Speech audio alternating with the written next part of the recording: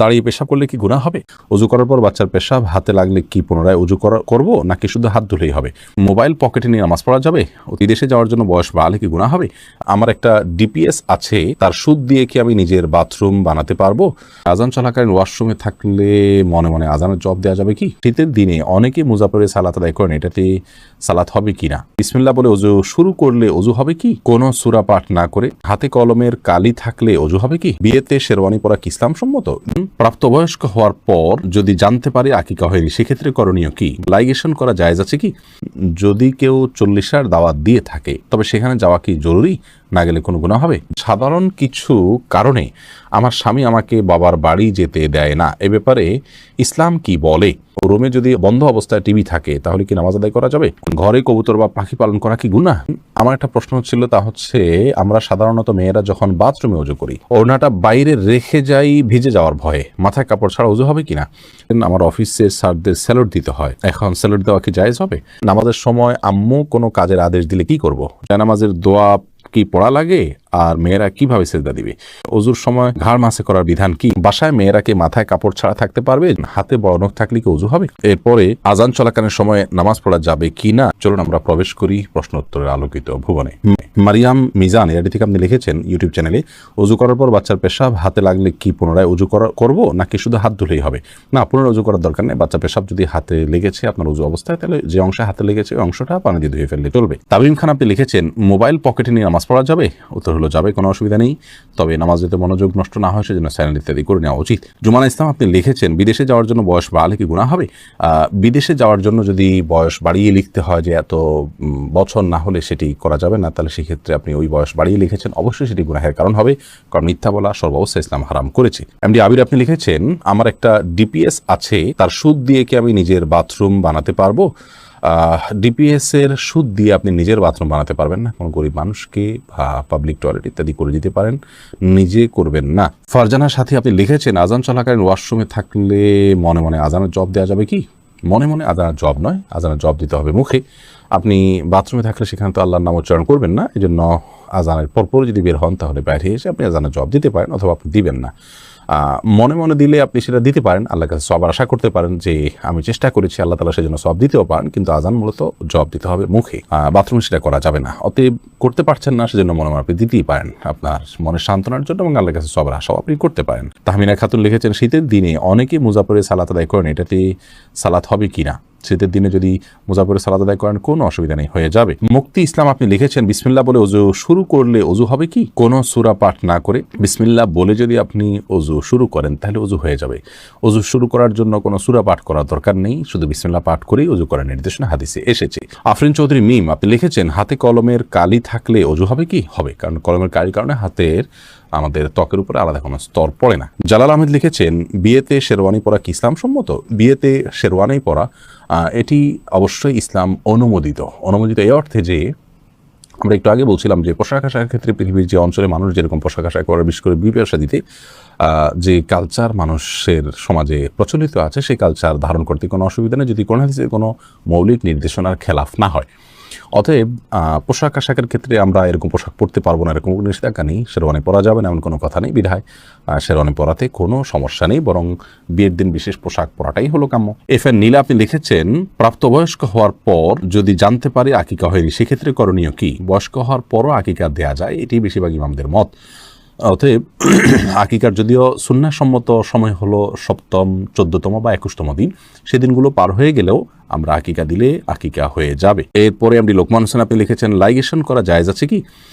Ligation হলো স্থায়ী জন্ম নিয়ন্ত্রণ করার পদ্ধতি, যদি আমি ভুল না বলে থাকি, এটা জায়েজ নয়। স্থায়ীভাবে জন্ম নিয়ন্ত্রণ করা ইসলামের শরীয়তের দৃষ্টিকোণ থেকে জায়েজ নয়।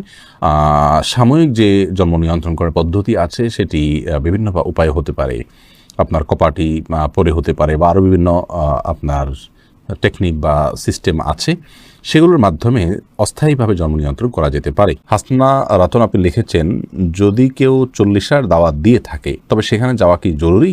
না গেলে কোনো গুনাহ হবে? যাওয়া তো জরুরি মোটেই না, কারণ 40 যে আনুষ্ঠানিকতা এটি ইসলাম সম্মত আনুষ্ঠানিকতা নয়, এটা হিন্দুদের বিভিন্ন কালচার থেকে আমাদের সমাজে এসেছে, বিধায় আমরা সেগুলোতে যাব না।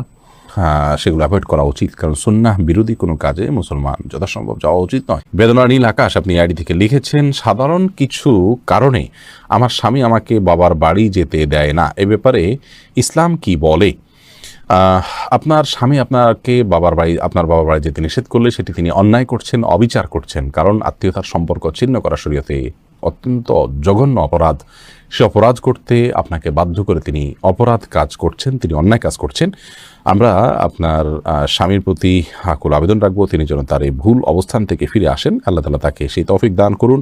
আর আপনি যদি পারেন তার এই অবিচার থেকে নিজেকে দূরে সরিয়ে রাখতে এবং আপনি আপনার আত্মীয়স্বজনের সাথে গোপনে যদি সম্পর্ক রাখেন, সেটা আপনার জন্য গুনাহ হবে না, তবে আপনাদের মধ্যে যেন কোনো ভুল বোঝাবুঝি না হয় সেদিকটা আপনাকে খেয়াল রাখতে হবে। এমনি নাজমুল হক আপনি লিখেছেন, রুমে যদি বন্ধ অবস্থায় টিভি থাকে তাহলে কি নামাজ আদায় করা যাবে? রুমে বন্ধ অবস্থায় টিভি থাকলে সেই রুমে যদি আপনি নামাজ পড়েন তাহলে সালাত আপনার হয়ে যাবে।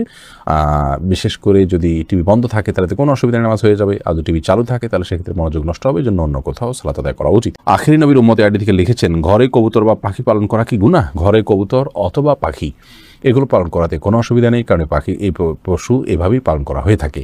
বিশেষ করে পাখির ক্ষেত্রে যে পাখিগুলো খাঁচায় পালনযোগ্য, এভাবেই সেগুলো বেড়ে উঠেছে, জন্ম হয়েছে, জাতটাই এরকম, তাহলে সেগুলো পালা দোষণীয় নয়।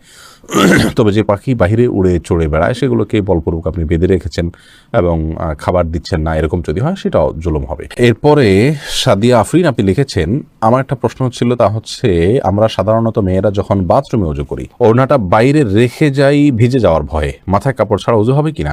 মাথায় কাপড় ছাড়া উজু হবে, কোনো অসুবিধা নেই। আপনি উজু করতে গেলে মাথায় কাপড় দিলে তো বরং কাপড় ভিজবে, এটাই তো স্বাভাবিক। আপনি মুখের চুলের গোড়া থেকে নিয়ে আপনার কানের লতি পর্যন্ত সব যখন ধুইতে যাবেন তখন তো আপনার ওড়না ভিজে যাবে, অতএব ওড়না খুলে উজু করাতে কোনো অসুবিধা নেই। গোলাম আজম আপনি লিখেছেন, আমার অফিসে স্যারদের স্যালুট দিতে হয়, এখন স্যালুট দেওয়া কি জায়েজ হবে? স্যালুট দেওয়ার ক্ষেত্রে আপনি যেহেতু শরীরের কোনো বিধান লঙ্ঘন করতে হচ্ছে না, আপনি মাথাটা আপনার সোজা টান রেখে আপনি স্যালুট দিচ্ছেন বিধায় হারাম হবে না, চাকরির খাতিরে এটা আপনি করতে পারেন। আইডি থেকে আপনি লিখেছেন, নামাজের সময় আম্মু কোনো কাজের আদেশ দিলে কি করব? যদি নফল নামাজ হয় আর আম্মুর এই কাজটা খুব বেশি গুরুত্বপূর্ণ হয়, ডাক শুনে বুঝতেছেন যে খুব জরুরি, আম্মু খুব সিরিয়াসলি ডাকছে, তাহলে আপনি নফল নামাজ ভেঙে আম্মুর কথা শুনবেন, পরবর্তীতে সে নামাজ পড়ে দিবেন। আর যদি ফরজ নামাজ হয় তাহলে আপনি নামাজ শেষ করে যতটুকু তাড়াতাড়ি করা সম্ভব করে তারপর আপনি আম্মুটাকে সাড়া দিবেন। জায়নামাজে আপনি লিখেছেন, জায়নামাজের দোয়া কি পড়া লাগে আর মেয়েরা কিভাবে সেজদা দিবে? জায়নামাজের দোয়া বলতে শরীয়তে বিশেষ কোনো দোয়া নেই, আমরা জায়নামাজের উপরে দাঁড়িয়ে সরাসরি সালাত শুরু করব। আমরা যে ইন্নেওয়াজ যেহেতু এরকম একটা দোয়া শিখেছি জায়নামাজের নামে, এরকম কোনো বিশেষ আপনার দোয়ার কথা কোরআন হাদিসে কোথাও বলা হয়নি। সোহানা সুলতান আপনি লিখেছেন, অজুর সময় ঘাড় মাসে করার বিধান কি? অজুর সময় ঘাড় মাসে করাটা বিশুদ্ধ কোনো হাদিস দ্বারা প্রমাণিত নয়। এক্ষেত্রে অনেকগুলো বর্ণনা আছে, এই বর্ণাগুলোর বেশিরভাগই আপনার অগ্রহণযোগ্য, অনেকগুলো জাল, অনেকগুলো দাইফ। এক্ষেত্রে অনেক উলামায়ে কেরাম এটাকে মুস্তাহাব বলে থাকেন, কিন্তু মুস্তাহাব বা সুন্নাহ, বিশেষ করে সুন্নাহ সাব্যস্ত হওয়ার মতো দলিল নেই। যে দলিলগুলো আছে সেগুলো যে সমস্ত উলামায়ে কেরাম মুস্তাহাব মনে করে থাকেন, কারোর কাছে যে দলিলটা অধিকতর শক্তিশালী মনে হয় তিনি আমল করবেন, কিন্তু আমরা এটাকে শক্তিশালী মনে করি না। এই সম্পর্কে দলিলগুলোকে পর্যালোচনা করলে মনে হয় যে ঘাড় মাসের বিষয়টি মানে হাদিস দ্বারা সাব্যস্ত নয়। বাসায় মেয়েরা কি মাথায় কাপড় ছাড়া থাকতে পারবে? যদি বাসায় কোনো পরপুরুষ না থাকে কোনো অসুবিধা নেই, মেয়েদের সবসময় যে কাপড় দিয়ে থাকতে হবে একাকী থাকলেও এমন কথা কোনো হাদিসে বলা হয়নি। সাদিয়া মেহজাবিন তুরনা আপনি লিখেছেন, হাতে বড় নখ থাকলে কি ওযু হবে? হাতে যদি বড় নখ থাকে তাহলে সেক্ষেত্রে এটি অন্যায় কথা, এটা গুনাহের কথা, কারণ মুসলমান নবী করিম সাল্লাল্লাহু আলাইহি ওয়াসাল্লামের যে সুন্নাতে দায়েমা বা সুনানুল ফিতরা সেগুলোর উপরে আমল করার চেষ্টা করবে। হাতে বড় নখ রাখা উচিত নয়, কিন্তু যদি বড় নখ থাকে এবং তিনি অজু করেন, অজু হয়ে যাবে, সেটা সম্পূর্ণ ভিন্ন বিষয়। এরপরে আজান চলাকালীন সময় নামাজ পড়া যাবে কি না, এমডি আলাউদ্দিন আপনি প্রশ্ন করেছেন। আজান চলাকালীন সময় সালাত পড়া যেতে পারে, আজান চলাকালীন সময় যে নামাজ পড়া যাবে না এমন কোনো কথা কোরআন হাদিসে কোথাও বলা হয়নি। তবে হ্যাঁ, আপনি জানেন যে এখনই আজান শুরু হবে, তাহলে আজানের জবাব দেওয়া সুন্নাত, সেজন্য শেষ সুন্নাতটা পালন করে তারপর আপনি সালাত পড়বেন। এরপরের প্রশ্ন হলো, দাঁড়িয়ে পেশাব করলে কি গুনাহ হবে? দাঁড়িয়ে পেশাব করলে সেটা অনুচিত এবং অনুত্তম হবে, কারণ হলো দাঁড়িয়ে পেশাব করলে তার ছিটা আমাদের গায়ে এসে লাগে, অথচ পেশাবের ছিটা থেকে বাঁচার জন্য নবী করিম সাল্লাল্লাহু আলাইহি ওয়াসাল্লাম তাকিদ দিয়েছেন। কবর আযাবের অন্যতম একটা বড় কারণ হলো পেশাব থেকে ভালো করে পরিচ্ছন্ন না হওয়া। এই জায়গা থেকে দাঁড়িয়ে সচরাচর পেশাব করা উচিত নয়। রাসূল আকরাম সাল্লাল্লাহু আলাইহি সাল্লাম সম্পর্কে আমাদের আয়েশা রাদিয়াল্লাহু তাআলা বলেছেন, এবং তিরমিজিতে হাদিসটি বর্ণিত হয়েছে, তার ভাষ্য হলো এরকম যে তিনি বলেছেন, নবী আলাইহিস সালাম দাঁড়িয়ে পেশাব করতেন, এই কথা কেউ বললে তোমরা বিশ্বাস করবে না। সেই জায়গা থেকে দাঁড়িয়ে পেশাব করাটাকে অ্যাভয়েড করা উচিত এবং উত্তম। তবে সৌদি আরবের উলামায়ে কেরাম বিন বাজ ইবনে উসাইমিন রাহিমাহুল্লাহ সহ অনেক উলামায়ে কেরাম বলে থাকেন যে কেউ চাইলে দাঁড়িয়ে পেশাব করতে পারেন, বিশেষ করে পেশাবের ছিটা ইত্যাদি আসবে, নাপাক হয়ে যাবে, তার কাপড় শরীর লেগে যাবে, এরকম আশঙ্কা যদি না থাকে তাহলে সে অবস্থায় দাঁড়িয়ে পেশাব করাতে অসুবিধা নাই তারা মনে করেন। তার কারণ হলো বুখারীর একটা হাদিস রয়েছে, যে হাদিসে নবী করিম সাল্লাল্লাহু আলাইহি ওয়াসাল্লাম কোন একটা ময়লাযুক্ত এলাকাতে যেখানে বসার পরিবেশ ছিল না সেখানে দাঁড়িয়ে তিনি পেশাব করেছেন। এই হাদিসটাকে তারা ব্যাপক অর্থে নিয়ে থাকেন, কিন্তু প্রথম মতটি অধিকতর বিশুদ্ধ এবং দলিল থেকে আপনার দলিল সমৃদ্ধ বলে আমাদের কাছে মনে হয়। অতএব সচরাচর এবং সাধারণ অবস্থাতে দাঁড়িয়ে পেশাব না করে বসে পড়াই উচিত। রাসূল আকরাম সাল্লাল্লাহু আলাইহি ওয়াসাল্লাম স্বাভাবিক অবস্থায় সেটিই করতেন। হ্যাঁ, বিশেষ কোনো কারণে কোনো জায়গায় বসার পরিবেশ নাই এরকম হলে সেখানে দাঁড়িয়ে পেশাব করা যেতে পারে।